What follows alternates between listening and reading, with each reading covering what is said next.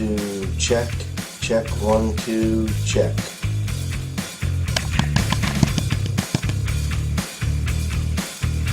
I'm Miguel Iturrate on the first Cage Rage podcast of 2019.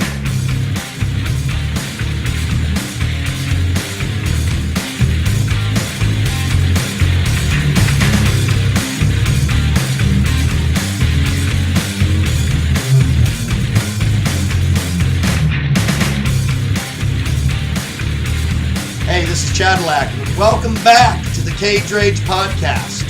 2019. This is always good to be. Do what? What did you I said say? always good to be here. Oh, Miguel, it's not always good to be here. Sometimes it sucks balls and you know it. Sometimes it's just a son of a bitch. And I'm going to be honest with you. Listen, for all of you people out there who think, hey, I'm going to do a podcast and it's going to be so much fun and it's going to be great.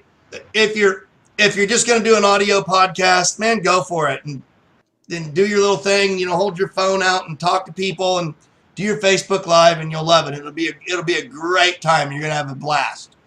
But if you want to do something where you want to take a bunch of different people and tie them together from different countries all over the world and film it and edit it and put it together and try to make it something so that when you hit 100, which is what we're shooting for, is when we hit our 100th podcast, we're going to have something called the Cage Rage podcast that's going to be branded, and we're going to be able to market it, and it's going to look great. Just go ahead and take it and shove it as far up your ass as you can, because it will be a lot more stimulating and fun than what this has been. Would you agree with that, Miguel?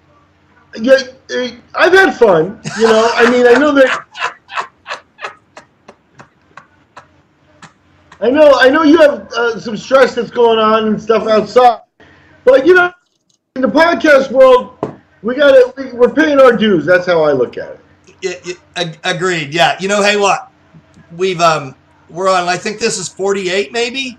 And so 48 podcasts, and we started in late fall. We started in the autumn months. So, I know that the air conditioning wasn't on here. So we're doing pretty well to have had this much content in such a short period of time. We're well aware that we're all over the place and we're from the hip and that kind of stuff. And we don't have everything down yet. We don't even have a logo or our brand down. We're fine with that. We're not trying to set the world on fire yet. When we do set the world on fire, you will know it, because when the Cage Rage podcast actually launches for real, everyone is going to know who we are. Would you agree with that, Miguel? Do you think we're going to be like the next big thing when we decide we're ready to go? That type of stuff, I've never been good at predicting, you know what I mean? I can tell you this, we're going to be consistent and we're going to have good material every week. And that's really kind of like the way I've hung around with most of my things, you just kind of got to deliver something good every week and you see who goes from there. UFC 30, the UFC lives that, and they have weekly shows, and they try to deliver something good every week, and sometimes they don't, or it's up and down and stuff, but it's like, you just got to make sure that you're good every time, And I think we are, so everything else builds up. So, we'll see how it goes. With 232, which is the subject of this podcast, by the way, but with 232, we're doing the post-fight, and I can't say that, I guess Nunes wiping out Cyborg the way she did, that's the surprise. That's the big news, right? I sort of thought it could happen. Maybe not quite that way, but I sort of thought that Nunes was definitely a live dog. And then from there, the Jones fight pretty much, went according to the way everybody predicted. So, you got a situation there where I think there's a lot of streets, heading in different directions that we can go there. We're going to see which way the UFC is going to go. Jones, there's something to be said for being the bad guy. Hey, well, wait a minute. Let's talk about this first, okay? Okay, let's do this in order. Let's talk about Nunes first, because we've got a whole bunch of stuff to cover on Jones. Okay, so Nunes, just real fast. 3 things. Number 1, she beat the shit out of Cyborg. She did it with a punctuation mark that cannot be emphasized strong enough. And she did it in a way that was classy, and it was pretty remarkable. And then she did something that I really loved, and that's that she called out all of the people that got her there, rather than say, "Oh, I want to thank Jesus and I want to thank myself for being so great." And I've always kind of had this thing where I said, you know, when a fighter loses, they go, "The ref fucked me, the judge fucked me, the other fighter poked me in the eye, they cheated, I got robbed." And when they win, it's, "I'd like to thank myself for being so wonderful, and I trained so hard and I was so great." And Nunes didn't do that. She called out some people that are very important and some people that we know a lot about. And I'm talking about, of course, American Top Team. And one of the main people, the main person in American Top Team that doesn't get the recognition that he needs, because without him, MMA would not be, not only would it not be where it's at, it probably wouldn't even be, is a guy named Dan Lambert. And to the basic fan out there, they go, "Who is that?" And he was the blonde guy, 50-ish, that got into the ring in a pair of blue jeans. Miguel, tell the world just a little bit real quickly about Mr. Dan Lambert. And Dan, by the way, thank you for everything. Yeah, Dan, I mean, if Dan hears this, I obviously a great big thank you. And obviously, you know, I never want to forget working with him, that he's a private guy, you know, so there's a lot of the stuff that I don't want to say or talk about or just do, because I don't think that's his way, you know.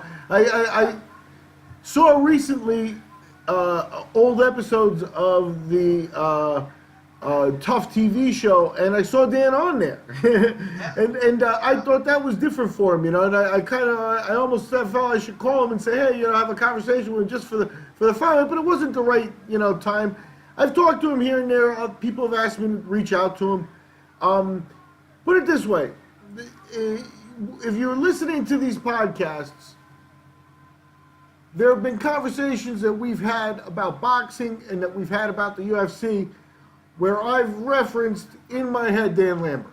And what I'm talking about specifically is I'm talking about historic references to, like, the first fights in the 1600s that we've got newspaper coverage for, and how these things come about. And usually there's a behind-the-scenes guy who's a sponsor, who's usually a person of money, but the overwhelming powerful thing that they have, too, is just a passion for the sport that you can't match. You know, that only really the athletes match. But they have it, you know, from their own perspective. So, and Dan is one of those modern versions of those guys. You know, there are stories of tournaments, you know, low level, I mean high level for what they were, but low level tournaments where they were hoping to make money off of ticket sales. They had no TV, no nothing or anything like that, you know. And Dan just covering all the expenses, you know, for at least the fighter pays, so that everybody got paid and things like that, you know. So it's just like, there are good guys, and there are guys that, you know, do things for the good of the sport that, you know, don't want the recognition and stuff like that. And Lambert's one of those guys. Now that he's older, you know, I don't think he can keep everybody, you know, from talking about him, but he's been there for the whole time. And interestingly enough, I think, I will tell one story just for people who may not know him or anything like that. When Bob Meyerowitz, and you know, I don't want to get sued here, so I'm going to be careful with the way I say it because I don't know details. But when Bob Meyerowitz sold the UFC to Zuffa, and Zuffa became, you know, and then it went on to become the big UFC. There were other potential buyers. One of them was Dan Lambert, and I believe Dan may have put in a $250K hold. You know, 250,000. Now the company sold for billions, right? But that's what they were talking about there, just a hold, just so that he'd have the interest in there. And he never pulled the trigger or never, you know, wanted. He's got other businesses and stuff, right? So I think he realized it might have to be the way Zuffa, you know, did it, which was just all-consuming. but he was a player. He could have actually been the owner of the UFC, and it would have been in better hands than with Meyerowitz. With respect to Meyerowitz, he got it to where it was. But Dan was he's a real dude. He's not just a fight guy or a fanboy or anything like that. Dan, for 20 years, has been a consistent force. Just one more thing about Dan. He's a legitimate black belt. There have been many different times when I've ran into Dan where he's had a black eye, or he's had a busted up lip, or he's had, Matt Burn. No, that's what I mean. The bottom line is the guy's got resources. He's not poor. So he's into jiu-jitsu, and you get the best jiu-jitsu teacher in the fucking world for yourself. And I mean, in certain court, you could have your flavor of who's your favorite jiu-jitsu teacher, but bringing Ricardo Laborio to Florida, and that's the start of American Top Team, right? But yes, sir. That's a pretty good jiu-jitsu teacher you bought for yourself. Yeah. So anyways, hey, I just wanted to point that out really quickly because this may be the only time we get an opportunity, unless we do like an American Top Team, which I think we should. But if we never get an opportunity to do an American Top Team and ATT only podcast, Dan, here's to you. Thank you for everything, sir. I appreciate everything you've done for me, which is, I won't go into all of it, but it's more than you should have and more than anybody else ever has. Thank you. And just to I'll tell a grassroots Dan Lambert story just so people realize, that the dude's legit. It has to be 1997. I don't think it's earlier. And I don't think it's late. It has to be right around 1997 that we had, no, it was 96, I think. Right around 96. It was the earliest hook and shoots where future 185-pound UFC world champion Dave Menne fought in hook and shoot. I wasn't even there. This is a Jeff story, to be respectful to everybody. He's talking about Jeff Osborne. For those who don't know. The founder of Hook and Shoot. Former UFC announcer, owner of Hook and Shoot. Anyway, Menne broke his hand. MMA legend. And, with Menne breaking his hand, the word got out, and I think it was like the American online message boards that it was like, there was like $400 that we were short, or somebody, a cast, or, anyway, the point is Lambert footed the bill for that. He sent the check and paid for Menne's hand in 96. So, he's still there, doing it his own way, and always, like I said, he's been a force the whole time. He's not just, a guy there who's an ATT or a hang-on boy. He's the main pillar there. Yeah, he's the guy that always lost money on the sport. Let's be upfront about that. Dan's not a guy who got into the sport and said, I'm going to make millions of dollars on this sport. He got into the sport with the objective that I don't give a shit if I lose $5 million. I'm just going to lose $5 million because I love it. Man, I wish I'd have had a guy like that. I've met a few guys like that, and guys like that I respect enough to know that they're really unpredictable, especially when you're trying to get true insight, what makes them tick and stuff. But that's where I talked a little bit about the passion, you know what I mean? So there was a conflict there because, you know the guy, and then, you know the way the guy, structured things after the chaotic early years and stuff, and you're in a situation where you realize, losing money or not giving a fuck about losing money doesn't really square with the rest of his personality. So there's the fight thing. Right. So how do you get everything together? And I think, it becomes a business like ATT, and you push it and things like that. And that's the way it was. So it's like the guy was there and he was willing to pay, for things like bringing fighters along and matchmaking. And at times he bailed promoters out, like I said. I never had to be bailed out by him at the last minute. They call him up needing money, but he helped out other people and things like that. So it's a situation where, that's where the passion comes in. He's thinking about, these guys are really going to go home not paid. But let me just say it like this then, Miguel. Maybe I said that wrong. He absolutely knew that he was not going to walk away with money, with any kind of real money at all. I mean, if he did a show when you were doing AFC and stuff, he knew that he was not going to walk away with a real profit no matter what. He wasn't looking at that. He was looking at what we're doing today. He was looking at what MMA was going to become. And that's the only reason I wanted to bring this up. And we got totally sidetracked, but I think it's important that we recognize the true grandfathers, the true people who brought MMA into being. And without Dan Lambert, I'm telling you right now, there is no MMA as we know it today. It just doesn't happen. It would have happened some other way, maybe. Not like this.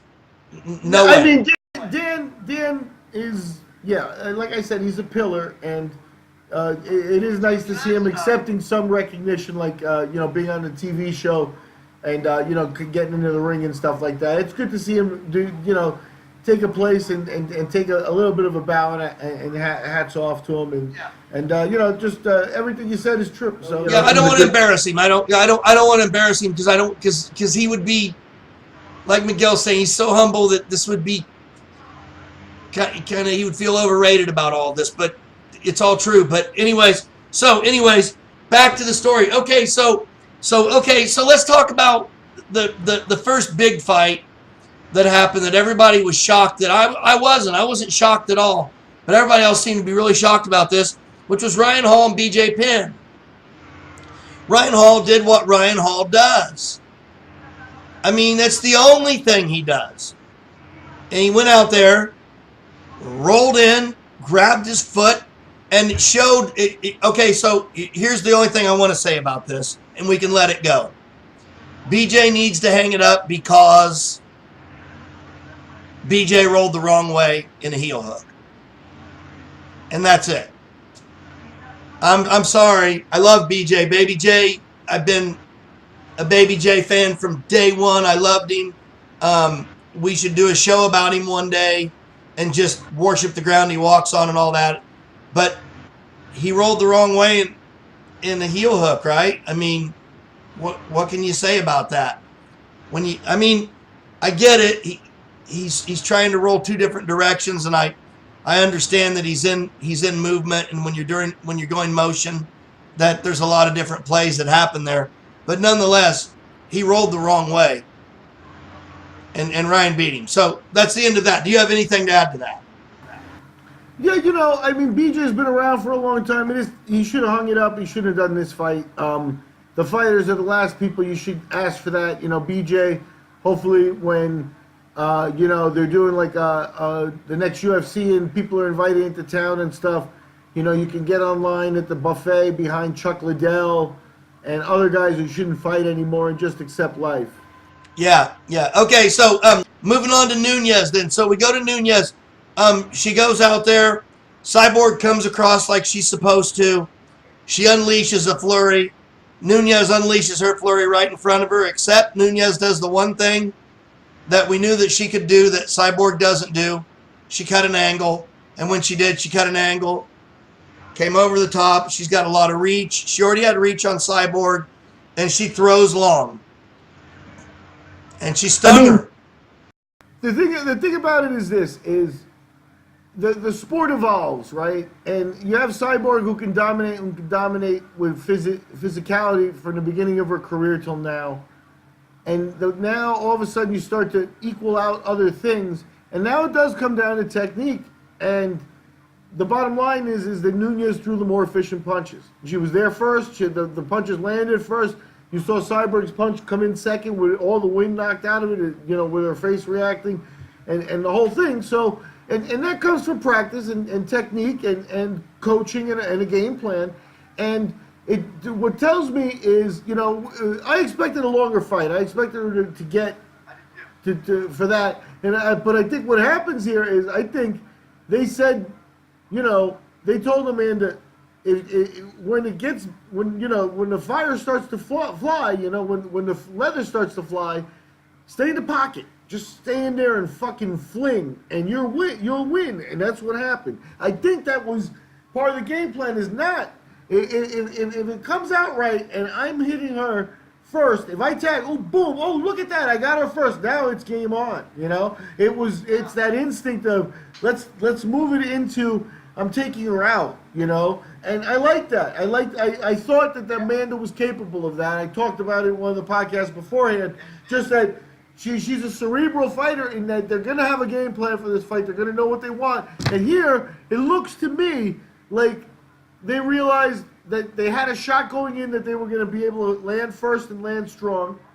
And once that was accomplished, they had the game plan of not taking too long to do this. So she's wiped out Rousey and Cyborg in less than 5 minutes. Hey, so check this out. During the weigh-ins, when they did the unofficial weigh-ins, the secondary weigh-ins, when Nunes and Cyborg squared off, Cyborg came in high heels and Amanda came in just a pair of tennis shoes.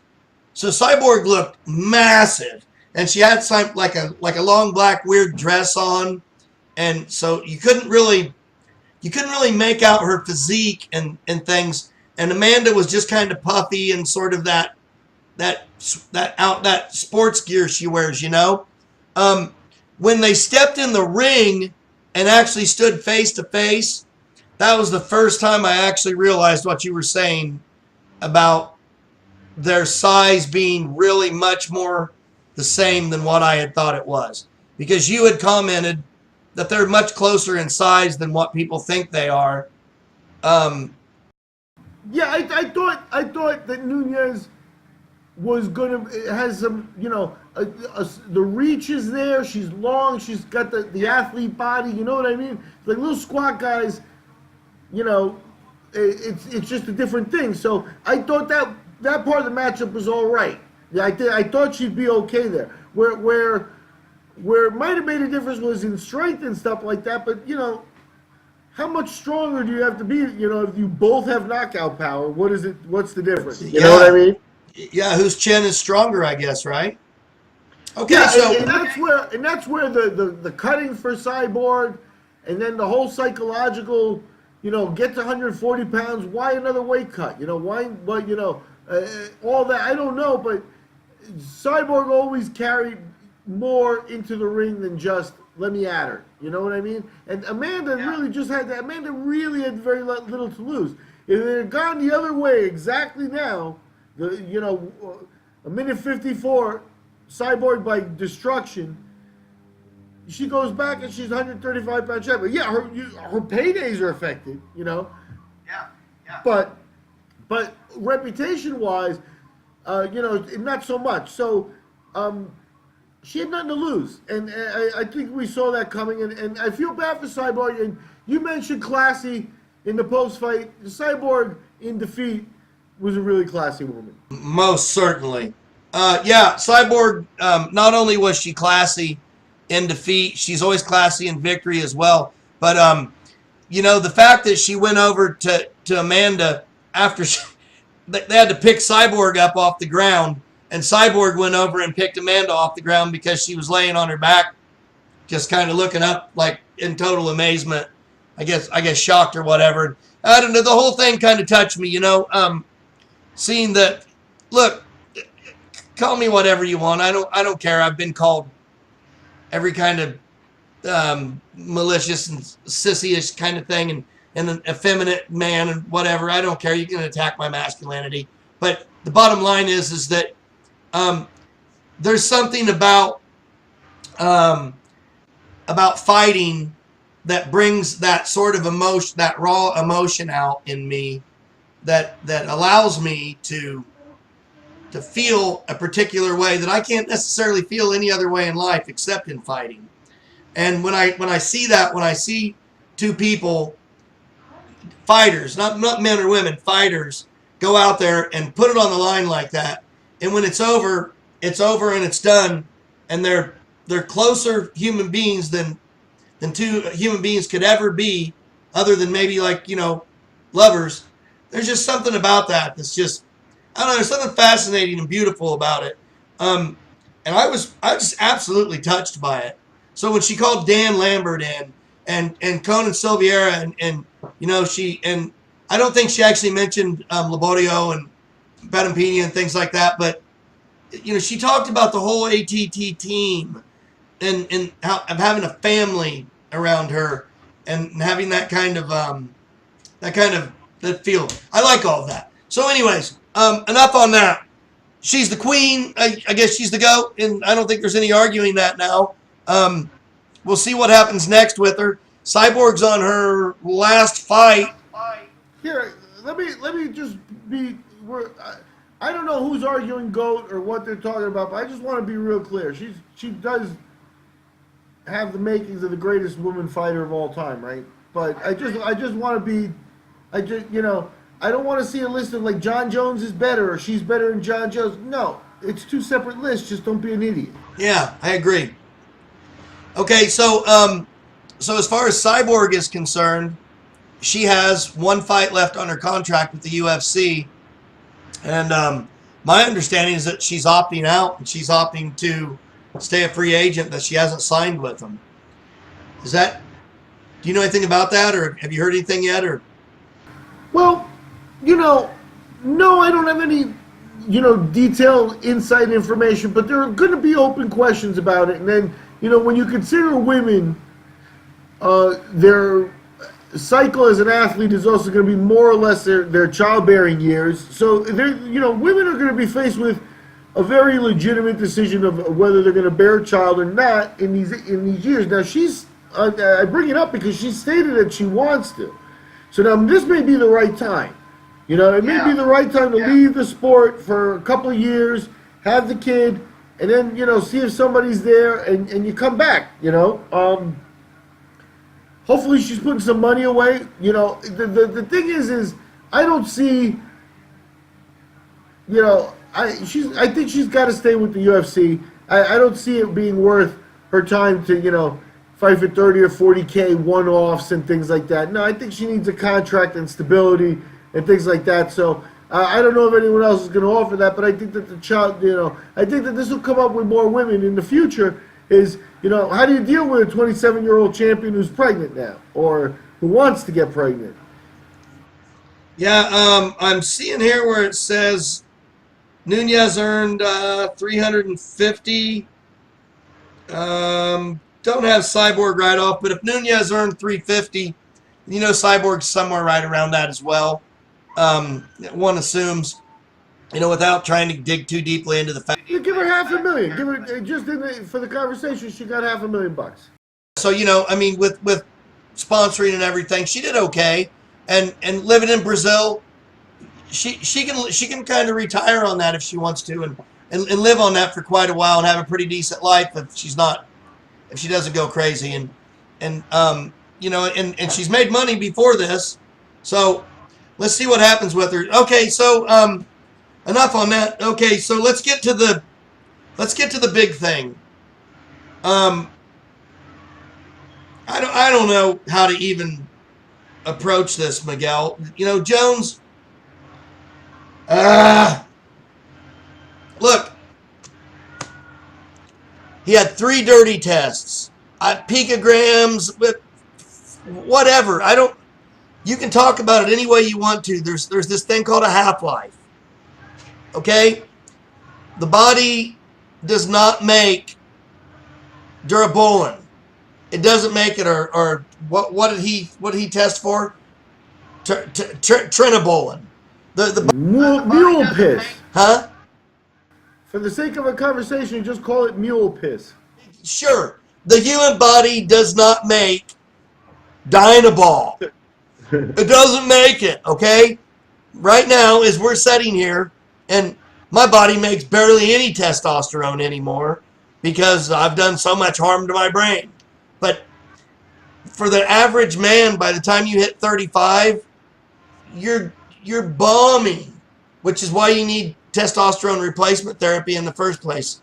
So if you're 35, go get testosterone replacement therapy. But if you're the idea that somehow Jon Jones is doing this, oh, sometimes he has it and sometimes he doesn't. So, that's fucking bullshit.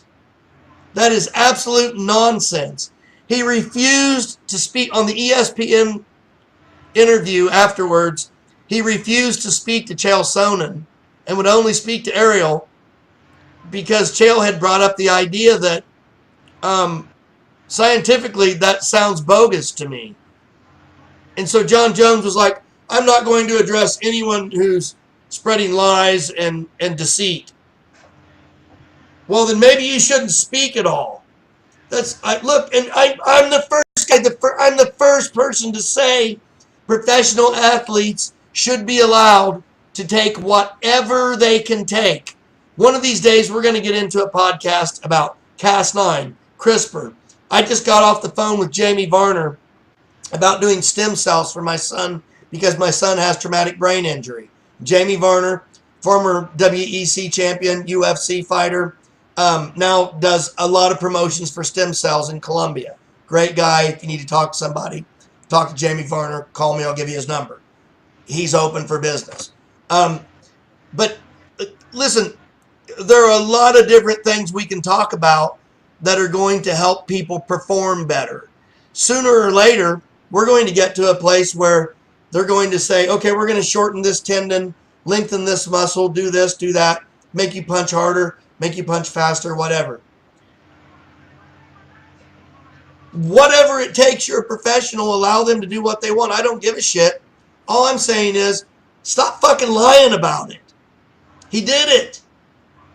They had to move the goddamn fight to a different state because he did it. So, you're the conspiracy theorist here. Fit this into Brock Lesnar. Now they can say, hey, Jon Jones got it. Brock Lesnar, Jon Jones. Maybe we can be a little lighter on Lesnar now. I mean, who's to say? Jon Jones, I mean, who's to really say? Picograms? Some of this stuff is made in your body. It was there. Maybe it's coming back. I think they fabricated this so that they can make the Jones-Lesnar fight in several months. What do you think? I think that's, what the conspiracy theory here would be, and I'm gonna just keep my antennas up. That's all I want to know. We've had Lesnar in the WWE. If you follow that storyline, and I only follow it loosely, you know what I mean? So I don't follow it specifically, but sometime around August or September of this year, his contract was up, and he actually lost the belt. So that's usually step one, Number two is he starts, he signs up for Veda testing. So that's step two that he's going to come back to do UFC, right? Now. And Veda testing is the V stands for volunteer. Yeah. But he's going to have to do it to be in competition and stuff, and he's failed tests before and this, that, and the other stuff. So the contract was up, he was there. Now what happens is this, is the WWE took the belt he had for a long time and gave it to his rival. The rival is a guy who comes from a long-time wrestling family. I believe Roman Reigns is a third-generation wrestler. His grandfather is the fucking Samoans. He's from the family of The Rock. So he's wrestling royalty, and then he's been brought along as the champion to the point where people didn't like him because they kind of granted him the spot. Anyway, that's all WWE scripting stuff. Here's where real life kicks in. Roman Reigns has leukemia. So you got a guy at the peak of his powers come out and give the belt back up because he's got leukemia. And, this is where WWE is like reality and the fake wrestling stuff too, because you got to roll with it, right? You got to retire the guy and give him his place. Roman Reigns has leukemia? Yeah, there's something. I hope I didn't get that. Oh my God, yeah. That's terrible. I didn't know that. Yeah. He gave my son 5 when he walked by when I took him to see that. I didn't know who he was. Right. I do now. But. I'm sorry to hear that. And Oh, they I'm are sorry. Go using ahead. it. Go ahead. And here's the part where this is where I don't want to overspeak because I'm not into all the details of WWE. But Hey, you can check out Aaron's podcast, our editor's podcast, because they're doing TV shows. Now they wrestling retired stuff. stuff. They didn't just disappear and they didn't say something. It is part of the story, so you always got to take it with a little bit of a grain of salt. But for right now, Lesnar's got the belt back, which means Lesnar got a new contract, which means all kinds of interesting things that way. Now, Lesnar's appeared on TV a couple of times now as the champion, and he definitely looks leaner, looks more, let's say, less circus ready, more MMA ready, like viable, like faster, trying to get faster and stuff like that. He's a huge dude, but it's noticeable that he's come in leaner and stuff like that. So how many pounds lighter would you say he is just by looking at him? He's probably like 290 in WWE world. Oh, wow. Say he was probably walking around now. Now he's coming into the ring at about 275, It's noticeable, but it's not, it's not like when Mark Coleman showed up at 205. No, it's not that. But Lesnar's getting in shape and getting ready. But so he's been doing this since the summer. Here's July. They took it. His belt went away. Roman Reigns had the belt. He's been coming back. But all this time, signs up for Vader. All this time, it's a given. He's fighting in the UFC. He's back in UFC, right? Is the match signed? Is the match signed? No. And that's everything that you need to know about what the UFC could do here. They can do whatever they want. They've talked about Cormier and him.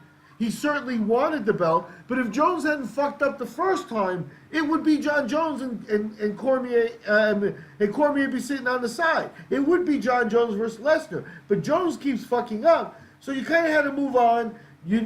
Even around that time in the summer, Jones was a bit of a loose cannon and an X factor. You didn't know what you were going to get with him, so yeah, you run with publicity for DC and Lesnar. Lesnar returning to get his belt back, two-time champion, stuff like that. The bottom line is Brock's going to make more money fighting Jones, whether Jones has the belt or not. So, I don't think Lesnar, Why is Brock? Wait a minute.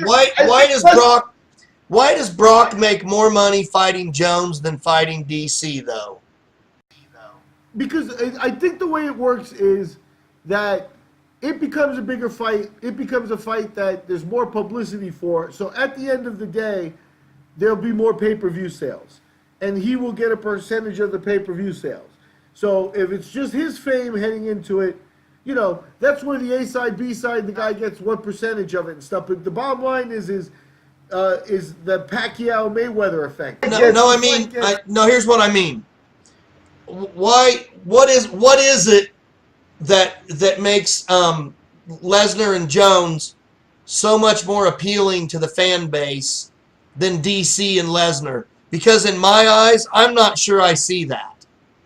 I'm not sure that seeing Lesnar and DC go out there, bam, two rhinos smashing heads, and really doing that wrestling thing, going at it, because Jones is going to stay away from. The fight's not going to be as good because it's not going to be. It's going to be. Jones is just going to stay outside and do what he did to Goose, and he's just going to chop him up. And once he's chopped up and tired and beat down, he's going to take him out. Whereas with DC's going to go in there and have to mix it up with him and get close, and they're going to have a fight, and they're going to have to touch each other, and it's going to engage from second one through whenever it's over, and it's not going to go the full distance, right? So, is it the fans don't see that, or am I just wrong in the way I read that fight? Yeah, no, I think in general we're at a point where you're more into the details than most people are going to be. Yeah, I think what you're touching on was one of my next points is Lesnar against Jones and Lesnar against Cormier are almost equally intriguing fights. They're for different reasons, but they're also both fights where Lesnar's clearly the underdog. I don't think he's coming in. He can really. So, in other words, I think Lesnar really needs the opponent settled. He needs to figure out what game plan he's going to come in if he thinks he's going to try to win, and then really, the best case scenario for everybody is that Lesnar does pull off a win. Yeah. Okay. So let me ask you this: what's the difference between Lesnar? What are the odds of Lesnar winning clean versus Lesnar on juice? Do you think that changes? Oh yeah. Yeah, no, I think if they said, okay, we're going to do this in July, go juice your brains out, I think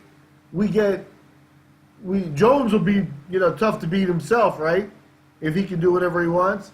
But Lesnar will be more improved and more explosive than he will, the difference will be bigger in Lesnar if they both are able to juice. Dude, what are we going to do? Get a boat and do it in the middle of the ocean where there's no laws, But I think something circus-like is in the works for Jones and Lesnar, and I think that turns into pay-per-view. And I think that the bottom line is, and this is, I think, a crying shame. This is America should really look at themselves and say, why is that? But I think what you said is DC and Lesnar, two rhinos, bop. It's just a great fight. And Americans need people to throw shit at each other at the buffet and do, cursing or be bad boys and run away, flee the accident and come back to grab your fistful of cash and then flee again. There's an aspect of hood that needs to, sort of be touched on sometimes to explode things. I don't think it's right, but I think that's what we're going to have the effect here. At the end of the day, if you want to talk about race, Lesnar is a real white boy, and, Jones and Corey, either one could be marketed that way, right? But I think Jones definitely brings more of the street appeal, whereas DC brings the clean-cut appeal. You know what I mean?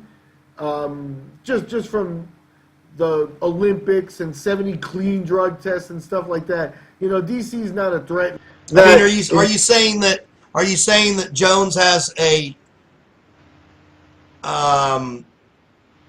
like a gang appeal?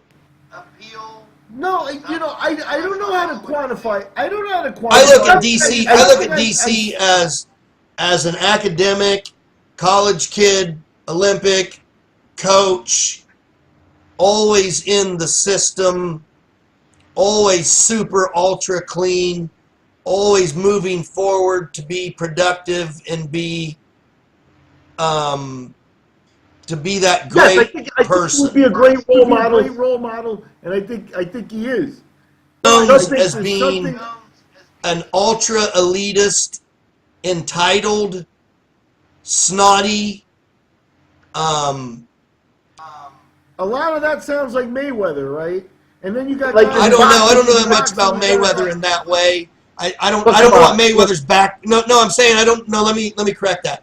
I don't know what Mayweather's background is growing up, but Jones's background growing up was much different. Jones had something of a privileged background, right? No, Mayweather had a more. Jones, I don't know any of that. Jones grew up in Ithaca, New York. $100 bills, but Jones grew up in Ithaca, New York, which lends to me, lends like a white trashy image to me in my head, So I think he's upstate New York kind of misplaced now, and his ego grew. The comparison to Mayweather comes in that, people are interested in Mayweather. Mayweather, his father was a boxer. He was a boxer his whole life. He went to the Olympics. He did the whole thing. He was robbed at the Olympics in Korea. One of those famous, they gave the fight to the Koreans. That was Mayweather who didn't win the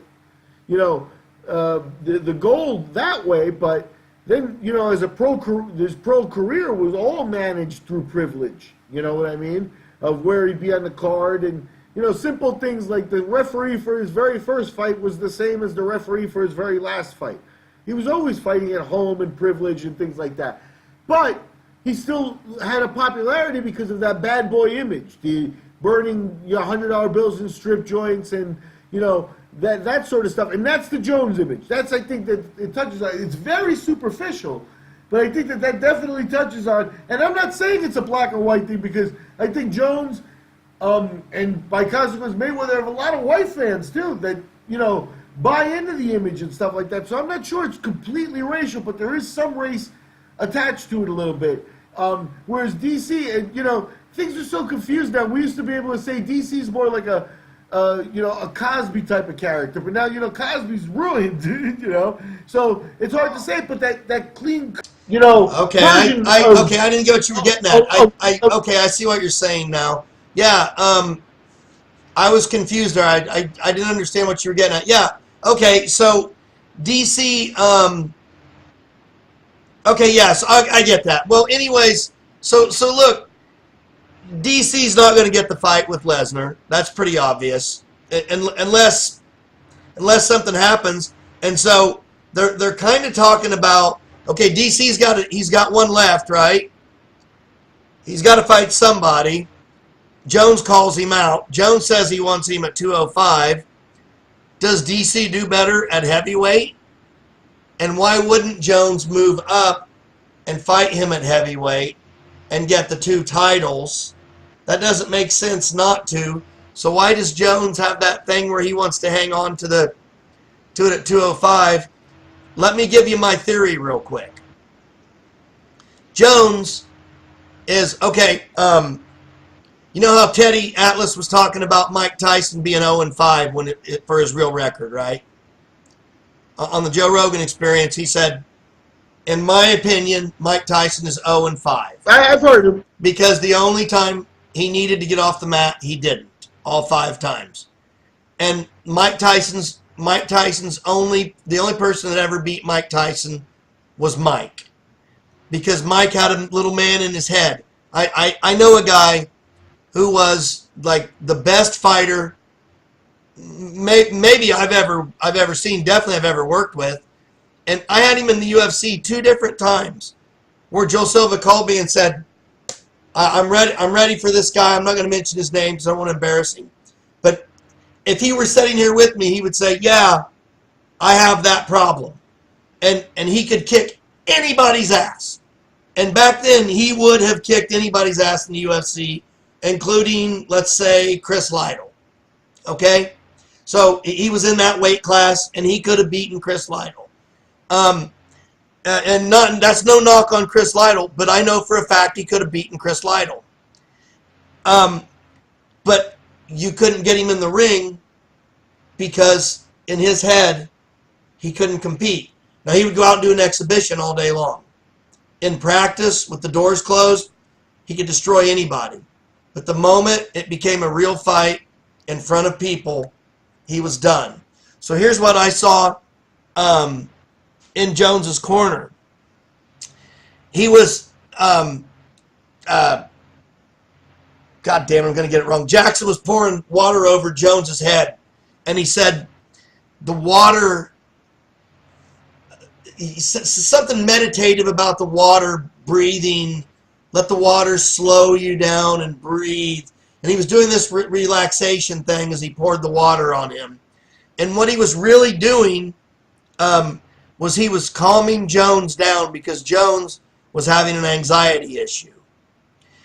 And I realized that Jones has been hiding an anxiety issue this whole time, which comes an awful lot of times in the form of drug abuse, and they use steroids to try and get around the anxiety because they think, I need that extra, I need something.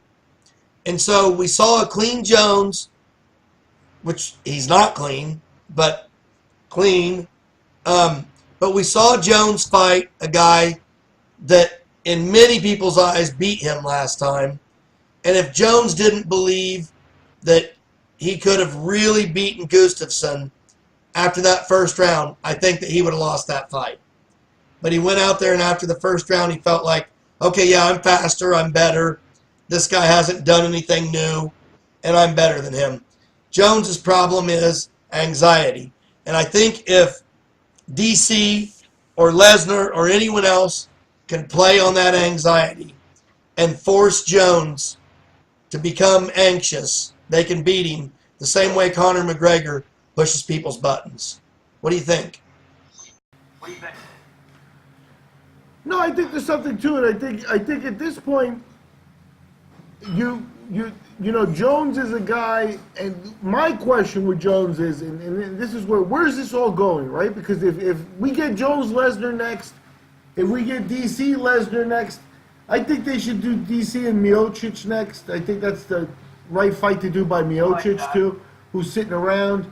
I'm all right with them doing DC Miocic for the title and Jones and Lesnar. I think Lesnar's choice of opponents are limited to Jones and DC. I don't think that there's anybody else on the list, really. Is there a possibility that Lesnar doesn't come over and do it? Yeah, I guess that exists, but I think that they'll look to grab the payday. I think that they'll do it with Jones in July. But now, aside from all that, still, Jones, and we talked about this before he came back, with Gustafsson being like the logical opponent, but there really isn't that guy. So here's the thing is how, if you're looking for chinks in Jon Jones' armor, you might as well start looking to see if you can get into his head some way. Some way, somehow, because if you leave it to instincts in the ring right now, he's a pretty tall order. You know, and if you're Lesnar going in there older, you're probably going to be stronger.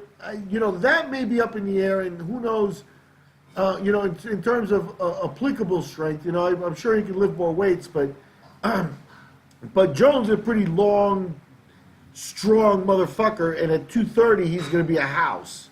You know what I mean? So, Lesnar's advantages are size, you know, strength maybe, you know, and do that. But the other guy's going to come in at 230. So at that point is, where does Lesnar, can you make him anxious? Can you somehow make him anxious?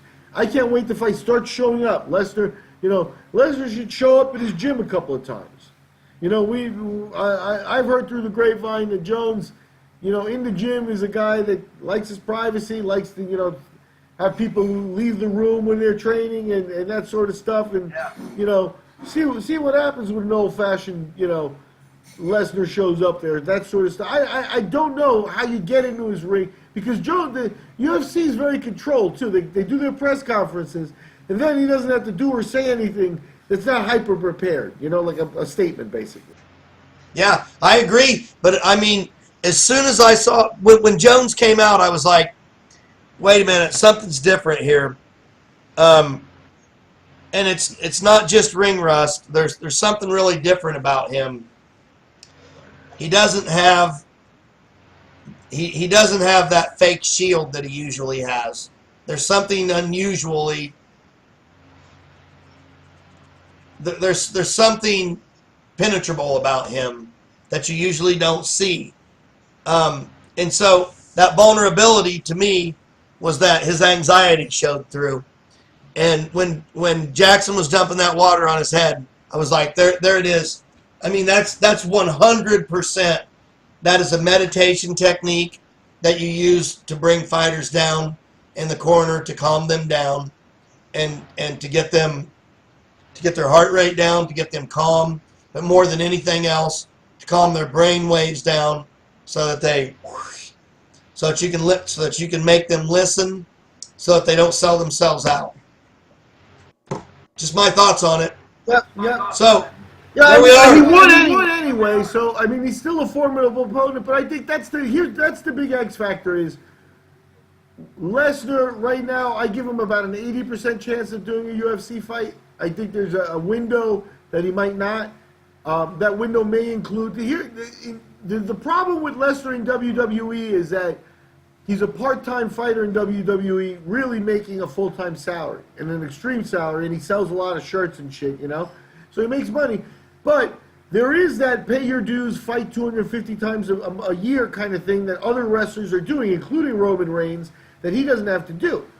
So they're already paying him a good salary to do what he does, which is show up once a month or, you know, whatever the stupid abbreviated schedule is. What if WWE were to throw a boatload of money on him and tell him, look, work hard the next 2 years and you can retire forever? then he might not do it. You know, I don't know if that's even in the works or whatever, but I give him an 80% shot of doing it. Maybe he gets hurt. You know, he is 41, but with Lesnar heading into the UFC, 80%, you know, that's going to happen still. Then, who is his opponent is the big question. That name needs to. Okay, so here's the one last thing, and we'll wrap this up. If not Lesnar, and if not DC, who fights Jones? See, I mean, it kind of depends, you know. I mean, Not a lot there. you know, it looks. I'm gonna just check one thing I want to see, but like I off of the top of my head, Jones, I would move him up to heavyweight, and I'd stick him in with Cain Velasquez. Yeah. You know, Velasquez at one point was a champion, a kind of guy who injury caught up to him, but really in the ring, you know, I mean, caught him in Mexico with the altitude and stuff, and Velasquez was a guy that was known for his gas tank, so they didn't expect him to gas, and he took a legit loss there. But he's still a formidable guy that, I mean, you know, his fights with Yuri Dos Santos, those were ass kickings, you know what I mean? And the guys that are on his record, he's coming off, you know, a layoff here of many months, close to 2 years, and he's fighting Francis Ngannou this short period here in February 17th. So, you know, if Velasquez were to win, I would put Velasquez in with Jon Jones, and you could even make that for an interim title. And then then Jones is right back in the rotation, and not, you know, in some privileged spot, which is, I think, it urges the UFC to get him out of there. So I would match him as tough as humanly possible outside of the big money fights if he doesn't get that. I mean,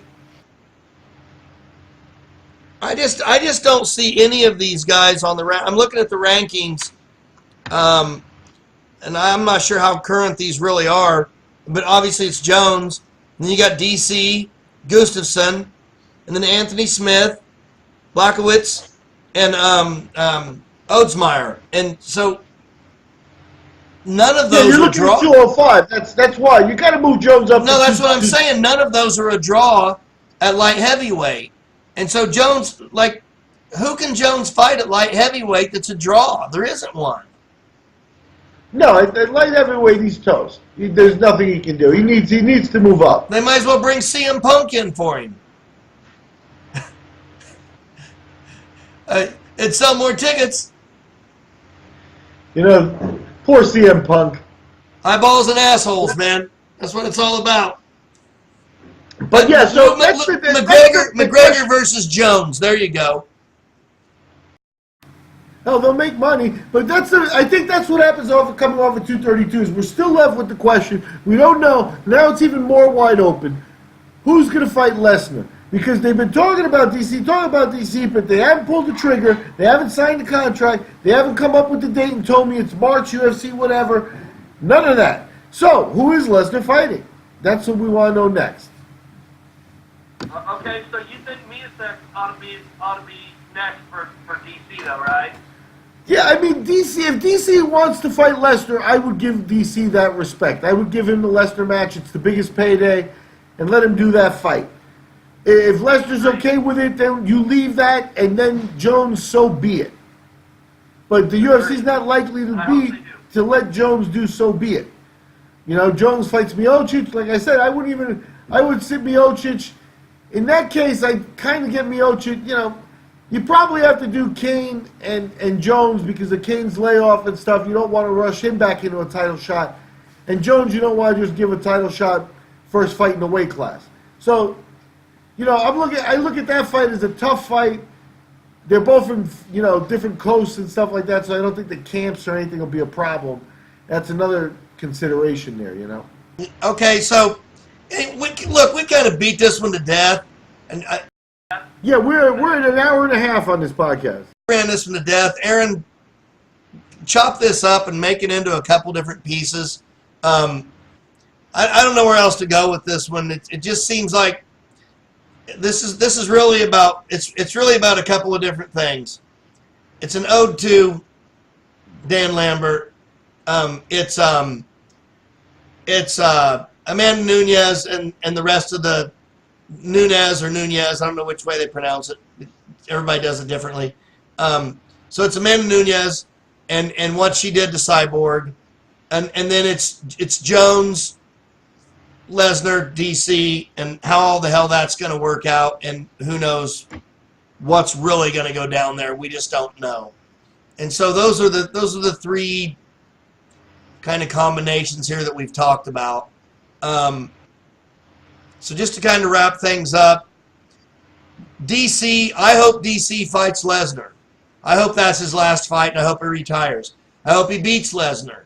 But the best thing that could happen for the UFC would be for DC to lose a very close fight to Lesnar and then have an automatic rematch to Lesnar and then beat Lesnar, retire, and then Jones come in and fight Lesnar and see what happens with that. And obviously Lesnar would probably lose to Jones pretty easily, especially... See, I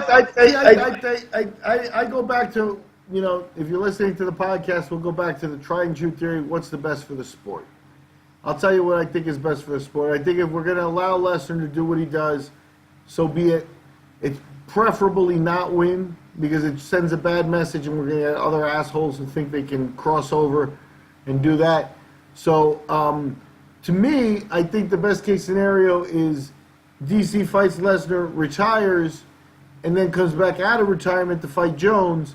But he's got to really wipe Lesnar out and leave on that, like an incredible high note, to the point where there's some interest generated for a third Jones fight. Maybe you got to have Jones dominate a year, you know, beat up a few people and call him out. I don't know how you do that, but I think that that's maybe a more plausible way. Because what happens is DC gets the money from the Lesnar fight. Now he's retired, and now they come back and offer him equal or more money for another fight. He's got to think about it, right? You got to think about. What do you think? What do you think the money is? What do you think Lesnar walks home with? I'm gonna take a wild guess that fight is worth $10 million to the B side and about $15 million to the maybe more if they've got good sponsors and stuff. But I think that's about the bottom line that you're talking about. You're talking about moving up, you know, maybe $10 million for the fight. For if it's DC Lesnar, $10 million, you know, he's making $1 million now or $2 million for his world championship fights or whatever. Once all the pay-per-views are in and everything and this, that, and the other stuff. Yeah, I could see it. I could see it being like a trip. You know, he makes $3 million, $10 million. You're about little over 3 times the amount. Yeah, I think. And then, you know, you just made $10 million, then they hit you with another $10 million. Now you make $20 million in 2 fights instead of $18 million in 6 fights. So it is definitely a change. It's a potential change in tax bracket kind of thing that I think could lure DC for that third fight. I think DC's morally right in saying, I'm not going to fight him a third time. He's a piece of shit. Every time he's beaten me, he's been on steroids. And now the waters are muddied and you can't even tell. And a win over him I'm not even motivated. I don't want to do it. I think that's the classiest thing he could do. But they say you want to do it for $10 million. He's got to rethink his answer. My only hope is that DC goes out there and somehow figures out how to beat him.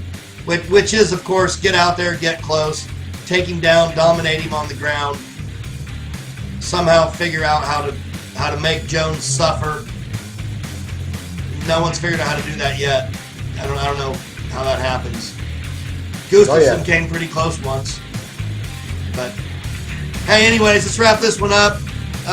Aaron, you've got a lot of editing to do. Sorry, buddy. But I'll see you tomorrow. We can do whatever we need to do. So for this one, Cage Rage 48, I believe, is over and out. Welcome to the new year, 2019. Namaste.